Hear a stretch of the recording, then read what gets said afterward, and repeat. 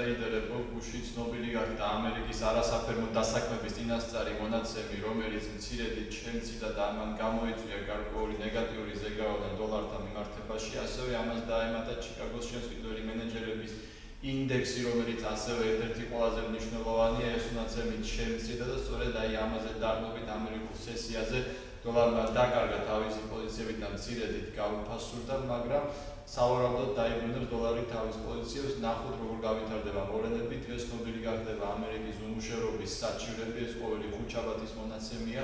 აქედან გამომდინარე გუშინდელი, დღევანდელი და ხვალინდელი დღე სრულად დატვირთული იქნება ფუნდამენტური მოვლენები, შესაბამისად ტექნიკური ანალიზი გარკვეულწილად აზრს კარგავს, შესაძლებელია სრულგარღვევები და სრულ პატერნების ჩამოყალიბება, რადგანაც ბაზარი მთლიანად დამოკიდებულია მაკროეკონომიკურ სიახლეებზე. ევროდოლარის ვალუტა წყვილზე ფიქსირდება ორი მნიშვნელოვანი ფასი, ეს არის 1.1165, ეს არის დღევანდელი აზიური სესიის ყველაზე ძვირი ფასი დოლარის და 1.1135, ეს არის გუშინდელი დღის ერთ-ერთი მნიშვნელოვანი ფასი.